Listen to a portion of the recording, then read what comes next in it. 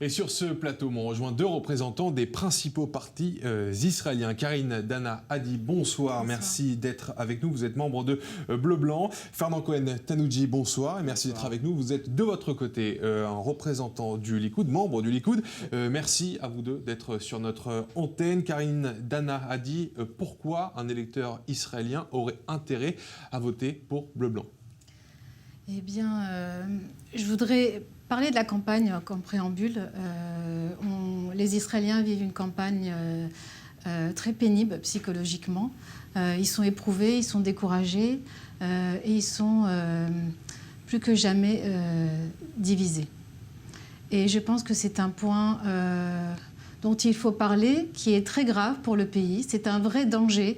C'est plus dangereux pour nous d'être divisés. On peut se défendre par les ennemis, nos ennemis extérieurs, mais si on est divisé, on est perdu.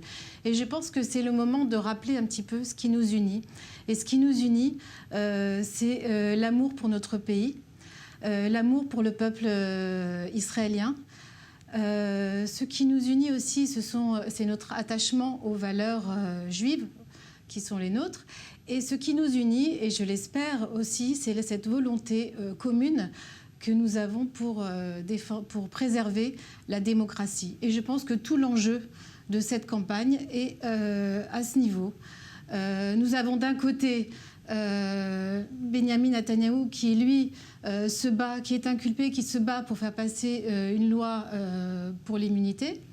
Et d'un autre côté, Carole Lavan, qui a un programme, qui a une volonté très forte de lutter contre la corruption. Vous parlez de division, je suis un peu obligé de revenir sur cette division au sein même de Bleu Blanc avec le conseiller stratégique de Benny Gantz qui remet en question les capacités de Benny Gantz. À quelques jours du scrutin, c'est quelque chose qui peut coûter très cher au parti. Je pense que c'est encore une fois une manipulation de plus envers les Israéliens.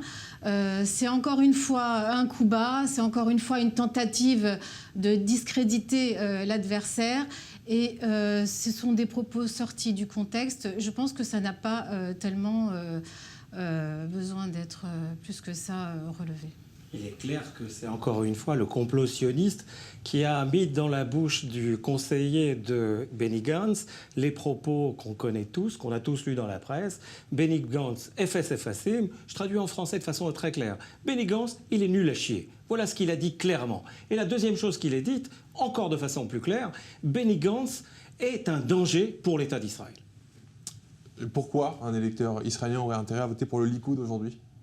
Parce que Netanyahou aujourd'hui, c'est l'opposé de mettre Israël en danger. Netanyahou aujourd'hui, c'est la sécurité. La sécurité de l'État d'Israël. Je crois qu'on peut dire de façon claire qu'en 70 ans, ce qui arrive aujourd'hui, ce qu'on a aujourd'hui, c'est un État d'Israël complètement en sécurité. Et c'est la première raison, la raison forte, pourquoi aujourd'hui, moi en tout cas, je vais voter Netanyahou. Les habitants du Sud ne sont pas tant que ça en sécurité. Vous avez raison. Et pourtant, ils votent Likoud. Et pourtant, ils votent Likoud. Les habitants du Sud, c'est une vraie problématique. Et vous avez raison d'en parler tout de suite au niveau de la sécurité. Les habitants du Sud, il n'y a pas de recette miracle. Il n'y a qu'une solution, c'est rentrer à nouveau à Gaza et nettoyer Gaza, comme on l'a fait en Judée-Samarie. J'ai passé 17 ans en Elohim, à Magav, c'est-à-dire la police des frontières, en Judée-Samarie. C'est une problématique que je connais assez bien. Qu'est-ce qu'on a fait pendant 17 ans? Eh bien, on s'est rendu dans des villages, on a confisqué des armes, on a mis les gens un petit peu, j'allais dire, à revenir vers une situation... Ça fait quand même plus de 2 ans qu'ils sont non-stop sous les alertes. 2 ans, c'est long, on a le temps de faire des choses en 2 ans. Je vais juste terminer ma phrase avec votre permission. Je dis simplement que cette solution, il n'y a qu'une seule solution et elle est unique. C'est de rentrer dans Gaza, soit à pied, soit avec des drones, soit avec des missiles, et de frapper toute cette junte du djihad islamique, du Hamas, qui contrôle le lancement des missiles. Jusqu'à aujourd'hui, Benyamin Netanyahou ne l'a pas fait, car il a des raisons que moi-même, je ne connais pas. Karine Dana Hadi, comment Bleu Blanc pourrait lutter contre cette menace du Hamas et du djihad islamique dans la bande de Gaza? Il faut ramener la force de dissuasion. Il faut prendre des décisions concrètes. C'est pas possible de laisser les citoyens israéliens... Un seul missile devrait être virulemment combattu. C'est inadmissible, c'est invivable. Ça va laisser des séquelles psychologiques extrêmement graves à toute une catégorie, toute une génération d'enfants. On va le payer très très cher. On parle sécurité, il faut parler également social, c'est très important en Israël. Benjamin Netanyahou, c'est plus de 10 ans au pouvoir en Israël. Oui. Le coût de la vie était extrêmement élevé dans le pays. Il y a des gens qui vivent dans des conditions extrêmement précaires. Oui. Pourquoi ça ne fait pas partie des priorités, en tout cas dans la campagne électorale de Benjamin Netanyahou? Alors, je vais répondre en 2 points. Avant de commencer à faire du social, il faut de l'argent pour faire du social. S'il n'y a pas d'argent pour faire du social, on ne peut pas faire du social. Et qu'est-ce que représente le mot social? Il y a 2 définitions à voir. Je crois qu'il est évident pour toute la presse économique mondiale, tous les journalistes mondiaux économiques, qu'aujourd'hui, Israël est une puissance économique solide. Et on ne va pas reprendre les chiffres un à un, que ce soit le revenu des soldats, le revenu de ci, le revenu de ça. Si on a une puissance économique solide, on a de l'argent pour faire un peu de social quand même. On va y arriver. Donc la première priorité de Netanyahou était avant tout de redresser l'économie et de faire une économie forte.